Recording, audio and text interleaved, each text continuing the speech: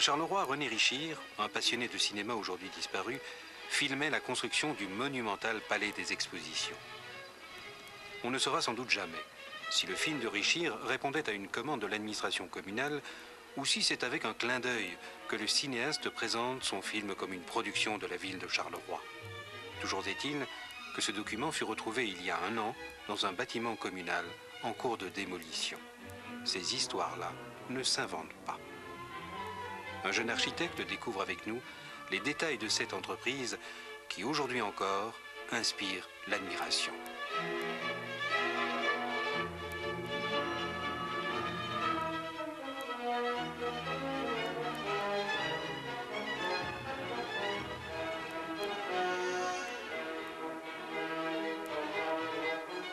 Ça ne ferait pas plaisir aux mandataires actuels, ces images de pays noirs et d'usines. C'est une image que l'équipe en place essaie de gommer un peu. Et c'est vrai que l'extraction du charbon est maintenant complètement arrêtée. Je pense que dans les années 50, on était en plein essor économique.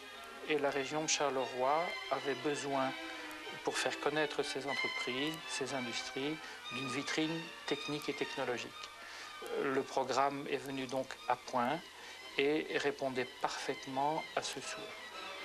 Les travaux préliminaires furent, comme bien on pense, d'une ampleur inusitée et firent appel aux moyens mécaniques les plus puissants que la technique moderne offre aux bâtisseurs d'aujourd'hui.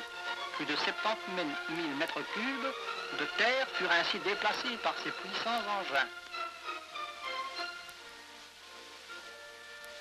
Comme la nature du sol le conseillait, la sécurité indispensable fut recherchée dans des assises solidement établies sur pied.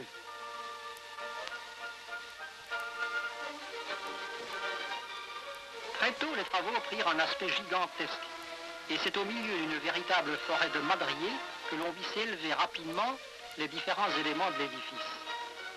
La masse des matériaux mis en œuvre a quelque chose d'effarant, et les chiffres laissent rêveurs. On n'a pas utilisé moins de 25 500 mètres cubes de béton, et cette précision explique l'ampleur des amoncellements de sacs de ciment, de gravier, des barres de fer que l'on ceinte, ainsi que l'activité incessante des bétonneuses et les dimensions des coffrages.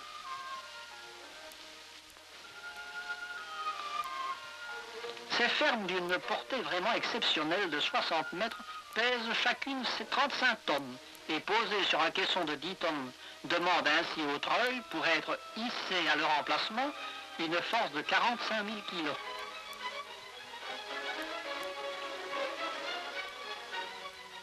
La technique, à cette époque-là, était bien dominée. Ce qui était une prouesse à l'époque, et qui en est d'ailleurs toujours une aujourd'hui, c'est de franchir des portées libres sans poteau d'à peu près 60 mètres. Ça, même aujourd'hui, c'est toujours difficile et ça coûte toujours de l'argent. Là, on se trouve en dessous de ces fameuses coupoles en briques de verre, qui sont des éléments qui encore aujourd'hui inspirent le respect. Tout cela, avec les portées importantes qui sont franchies, font que ce bâtiment, sans être une vitrine d'une technologie effrénée, reprend des éléments tout à fait imposants et étonnants pour l'époque. Tous ces bâtiments s'ordonnent autour d'une large cour intérieure. Elle servira à la fois à un éclairage d'appoint et surtout permet de dissimuler la haute cheminée qui assure le fonctionnement d'une chaufferie d'une rare puissance. Les 3 ponts roulants de 5, 15 et 45 tonnes seront pour les exposants de matériel lourd particulièrement précieux pour les manipulations à la fois précises et puissantes qu'ils permettent. On n'a pas dans ce bâtiment utilitaire tout sacrifié à la technique. La noble ordonnance des entrées témoigne de soucis architecturaux, relevés par le choix d'une décoration sculptée à laquelle a travaillé toute une équipe choisie d'artistes.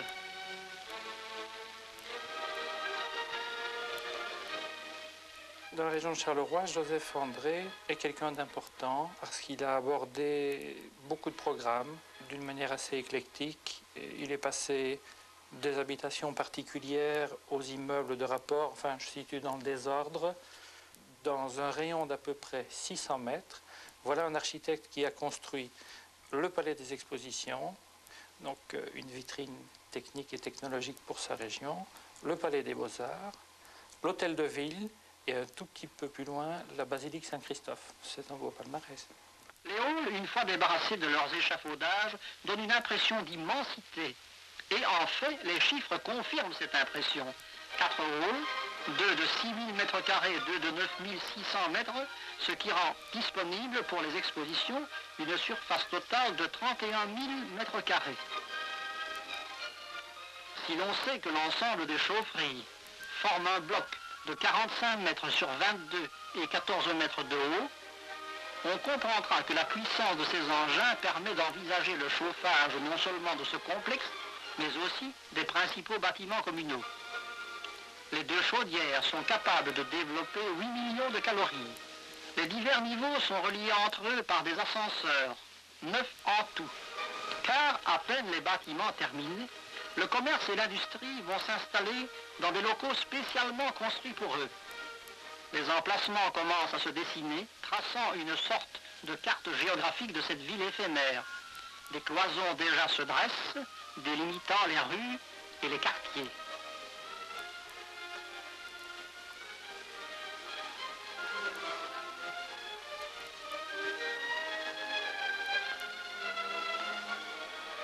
Un des accès pour les marchandises lourdes est la voie ferrée qui passe au pied des palais, là où la perspective de ce grandiose ensemble est peut-être la plus impressionnante. Mais d'autres endroits aussi ménagent des vues particulièrement suggestives sur l'aménagement opportun de ce mastodonte dont les diverses parties se développent à 3 niveaux différents. Ainsi, chaque corps de métier ayant apporté son aide, l'immense construction s'est élevée peu à peu. Elle dresse maintenant ses lignes nettes et sa masse claire dans un quartier de la ville dont la physionomie et le rythme de vie en ont été complètement transformés. Désormais, Charleroi dispose pour montrer à ses invités toutes les richesses de son industrie d'un écrin digne d'elle et qui est en même temps un des plus beaux fleurons de sa couronne. Je vois bien qu'il continue à fonctionner. Il y a un calendrier d'exposition et de manifestation qui est quand même impressionnant. Si aujourd'hui on a pu y mener des activités à ce point différentes qu'une patinoire, que d'y intégrer une caserne de pompiers, que d'y faire du tennis couvert, c'est parce que ce bâtiment présentait une polyvalence et une souplesse, et il n'y a aucune raison que dans l'avenir on ne puisse plus l'exploiter.